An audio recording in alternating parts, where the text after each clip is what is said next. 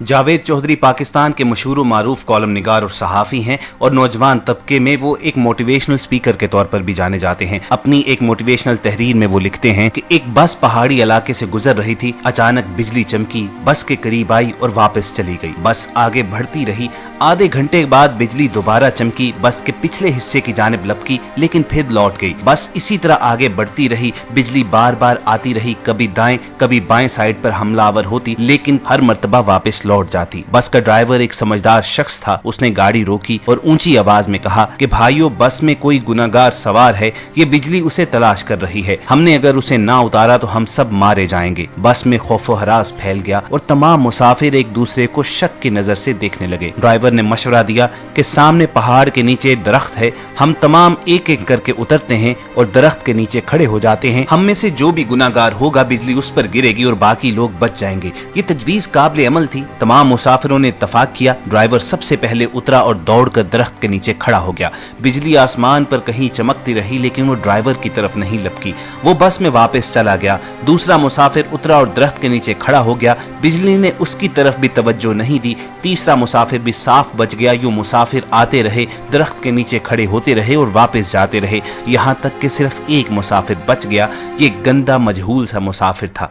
Conductor ने उसे तरस खाकर बस में सवार कर लिया था। मुसाफिरों ने उसे बुरा भला कहना शुरू कर दिया। लोगों को कहना था कि हम तुम्हारी वजह ही से मौत के मुंह पर बैठे हैं, तुम फौरन बस से उतर जाओ। वो उससे उन गुनाहों की तफसील भी पूछ रहे थे जिनकी वजह से एक अजियतनाक मौत उसकी मुंतजिर थी। वो मुसाफिर लेकिन उतरने के लिए तैयार नहीं था। लोग उसे हर कीमत बस से उतारना चाहते थे। मुसाफिरों ने पहले उसे बुरा भला कहकर उतरने का हुक्म दिया, फिर उसे प्यार से समझाया और आखिर में उसे घसीट कर उतारने लगे। वो कभी किसी सीट की पुश्त पकड़ लेता, कभी किसी रॉड के साथ लिपट जाता और कभी दरवाजे को जप्फा मार लेता, लेकिन लोग बाज ना आए। उन्होंने उसे जबरदस्ती घसीट कर उतार दिया। ड्राइवर ने बस चला दी। बस जूं ही गुनाहगार से चंद मीटर आगे गई, एक दहाड़ की आवाज आई, बिजली बस पर गिरी और तमाम मुसाफिर चंद लम्हों ही में जलकर भस्म हो गए। और वो गुनाहगार मुसाफिर 2 घंटों से मुसाफिरों की जान बचा रहा था। किसी साहिब ने कहीं एक दिलचस्प वाकया सुनाया था। वो तुर्की के रास्ते यूनान जाना चाहते थे। एजेंट उन्हें तुर्की ले गया। ये अजमीर शहर में दूसरे लोगों के साथ बर्फबारी का इंतजार करने लगे। सर्दियां यूरोप में दाखिले का बेहतरीन वक्त होता था। बर्फ की वजह से सिक्योरिटी एहलकार अपने मोर्चों में दुबक जाते थे। बॉर्डर पर गश्त रुक जाता था। एजेंट लोगों को कश्तियों में सवार करते और यख बस्ता पानियों में यूनान के किसी साहिल पर उतार देते थे। ये एजेंट्स की आम प्रैक्टिस थी। उस साहिब ने बताया कि हम तुर्की में एजेंट के डेरे पर पड़े थे। हमारे साथ गुजरावाला का एक गंदा सा लड़का था। वो नहाता तक नहीं था और दांत भी साफ नहीं करता था। उससे एक अजीब किस्म की बू आती थी। तमाम लोग उसके करीब जाने से परहेज करते थे। हम लोग दिसंबर की यख बस्ता ठंड में कश्ती में सवार हुए। हम में से कोई शख्स उस लड़के को साथ नहीं ले जाना चाहता था। हमने उसे रोकने की कोशिश की लेकिन वो रोना शुरू हो गया। एजेंट के पास वक्त कम था, चुनाचे उसने उसे ठुड्डा मारकर कश्ती में फेंक दिया। कश्ती जब यूनान की हदूद में दाखिल हुई तो कोस्ट गार्ड एक्टिव थे। यूनान को शायद हमारी कश्ती की मुखबरी हो चुकी थी। एजेंट ने मुख्तलिफ रास्तों से यूनान में दाखिल होने की कोशिश की मगर हर रास्ते पर कोस्ट गार्ड थे। उस दौरान उस लड़के की तबीयत खराब हो गई, वो उल्टियां करने लगा। हमने एजेंट से एहतजाज शुरू कर दिया। एजेंट शदीद टेंशन में था, उसे गुस्सा आ गया। उसने 2 लड़कों की मदद ली और उठाकर उस लड़के को यख पानी में फेंक दिया। वो बेचारा डुबकियां खाने लगा। हमारी कश्ती आगे निकल गई। हम अभी आधा किलोमीटर आगे गए थे कि कश्ती पर फायरिंग शुरू हो गई। एजेंट ने कश्ती मोड़ने की कोशिश की। कश्ती अपना तवाज़न बरकरार न रख सकी और पानी में उलट गई। हम सब पानी में डुबकियां खाने लगे। मैंने खुद को सर्दी, पानी और खौफ के हवाले कर दिया और आंखें बंद कर ली। बेहोश हो गया। मेरी आंख खुली तो मैं अस्पताल में था। मुझे अमले ने बताया कि कश्ती में सवार तमाम लोग मर चुके हैं, सिर्फ 2 लोग बचे थे। मैंने दूसरे शख्स के बारे में पूछा तो डॉक्टर ने मेरे बेड का पर्दा हटा दिया। दूसरे बेड पर वही लड़का लेटा हुआ था जिसे हमने अपने हाथों से समंदर में फेंका था। समंदर की लहरें उसे धकेल कर साहिल तक ले आई थीं। मुझे कोस्ट गार्ड्स ने बचा लिया था जबकि बाकी लोग गोलियों का निशाना बन गए या फिर सर्दी से ठिठर कर मर चुके थे। मैं 15 दिन अस्पताल में रहा। मैं उस दौरान ये सोचता रहा कि ये लड़का क्यों बच गया, मैं क्यों बच गया। मुझे कोई जवाब न सूझता था। मैं जब अस्पताल से डिस्चार्ज हो रहा था मुझे उस वक्त याद आया कि मैंने उस लड़के को लाइफ जैकेट पहनाई थी। एजेंट जब उसे पानी में फेंकने के लिए आ रहा था तो मैंने फौरन बॉक्स से जैकेट निकालकर उसे पहना दी थी।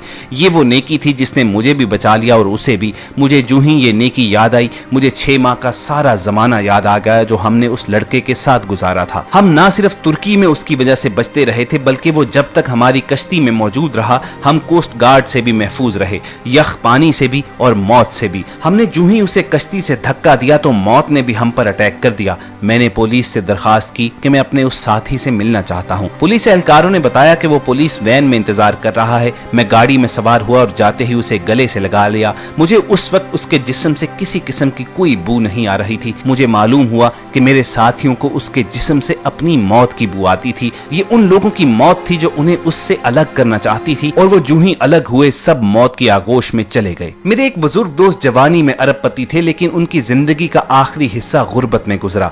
मुझे उन्होंने अपनी एक दिन कहानी सुनाई। उनका कहना था कि मेरे वालिद मिल में काम करते थे, गुजारा मुश्किल से होता था। उनका एक कजन माजूर था, कजन के वालिदैन फौत हो चुके थे। उसके आगे पीछे कोई न रहा तो मेरे वालिद को तरस आ गया। वो उसे अपने घर ले आए। हम 5 बहन भाई थे, घर में गुर्बत थी और ऊपर से एक माजूर चचा सर पर आन गिरा। वालदा को वो अच्छे नहीं लगते थे, वो सारा दिन उन्हें कोसती रहती थी। हम भी वालदा की वजह से उस माजूर से नफरत करते थे, लेकिन मेरे वालिद की उनसे मोहब्बत थी। वो उस माजूर कजन को अपने हाथ से खाना भी खिलाते थे, उनका गंद भी साफ करते थे और उन्हें कपड़े भी पहनाते थे। अल्लाह का करना ये हुआ कि हमारे हालात बदल गए। हमारे वालिद ने छोटी सी भट्टी लगाई, ये भट्टी कारखाना बनी और वो कारखाना कारखानों में तब्दील होता गया। हम अरबपति हो गए, हम बेहतरीन जिंदगी गुजारने लगे, हत्ता कि 1980 में मेरे वालिद का इंतकाल हो गया। मुझे वालिद की विरासत में मेरा हिस्सा तो मिल गया, लेकिन साथ ही साथ उस माजूर चचा की जिम्मेदारी भी मुझे दे दी गई। मैं उन्हें चंद ही माह अपने घर पर रखा, लेकिन जल्द ही तंग आ गया। मैंने उन्हें पागल खाने में दाखिल करवा दिया। वो पागल खाने में रहकर इंतकाल कर गए। बस मेरे माजूर चचा के इंतकाल की देर थी, हमारा पूरा खानदान अर्श से फर्श पर आ गया। हमारी तमाम फैक्ट्रीज, हमारे घर, हमारी गाड़ियां, हर चीज नीलाम होती चली गई। हम रोटी के नवालों को तरसने लगे। हमें उस वक्त मालूम हुआ कि हमारे माजूर चचा हमारी रिज़्क़ की जमानत थे। हम उनकी वजह से मोहल्ले से उठकर महल में आ गए थे और महलों में जिंदगी गुजार रहे थे। वो गए तो हमारी जमानत भी खत्म हो गई, हमारे महल हमसे रुखसत हो गए और हम दोबारा मोहल्ले में आ गए। ये तीनों वाकयात आपके लिए हैं। हम नहीं जानते कि हम किन लोगों की वजह से जिंदा हैं, हम किन की वजह से कामयाब हैं और हम किन की बदौलत मोहल्ले से महलों में आकर जिंदगी गुजारते हैं। हम ये भी नहीं जानते कि हम किसको बस से उतारेंगे, हम किसको कश्ती से बाहर फेंकेंगे और हम किसके खाने की प्लेट उठाएंगे और वो शख्स हमारा रिज़्क़, हमारी कामयाबी और हमारी जिंदगी साथ ले जाएगा। हम हरगिज़ नहीं जानते, लिहाजा हम जब तक उस शख्स को नहीं पहचान लेते, हमें उस वक्त तक किसी को अपनी बस, कश्ती और घर से निकालने का रिस्क नहीं लेना चाहिए। क्यों?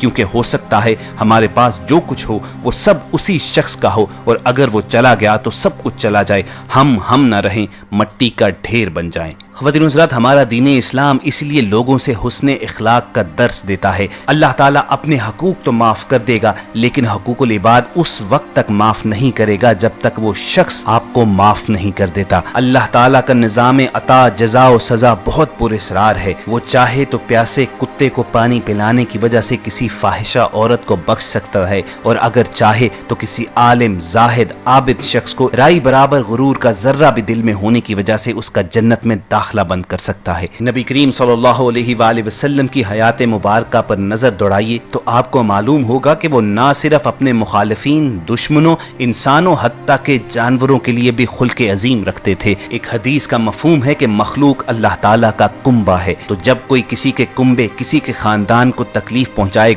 तो क्या उस खानदान का सरबराह उससे खुश होगा? यही वो एक नुक्ता है जो इस तहरीर का मरकज़ व महवर था, जो आप तक आज पहुंचाई गई है। कता नजर इसके कि आपके हालात अच्छे हों या बुरे, इस बात की पूरी कोशिश कीजिए कि अल्लाह ताला की मखलूक के हकूक अदा किए जा सकें, अल्लाह ताला की मखलूक के साथ हुस्न सलूक से पेश आया जाए, क्योंकि यही वो जरिया है अपने रब को राजी करने का, और जब रब राजी हो जाता है तो फिर सब राजी हो जाता है। हम सब की इस वीडियो के जरिए महज एक ही कोशिश थी कि आपका जिंदगी के बारे में सोचने का अंदाज बदले, और अगर हम अपनी इस काविश में कामयाब हुए हैं तो इजहार पसंदीदगी का बेहतरीन तरीका ये हो सकता है कि आप इस वीडियो को लाइक करके फेसबुक और व्हाट्सएप के जरिए दूसरे लोगों तक पहुंचाइए, और अगर ऐसी ही इन्फॉर्मेटिव वीडियोस आप फ्यूचर में हासिल करना चाहते हैं तो रेड बटन पर क्लिक करके और बेल आइकॉन को प्रेस करके सब्सक्राइबर बनना मत भूलिए। बहुत जल्द किसी और मालूमाती सेशन में दोबारा आपसे मुलाकात होगी। अपना और इर्द गिर्द के लोगों का ख्याल रखिए।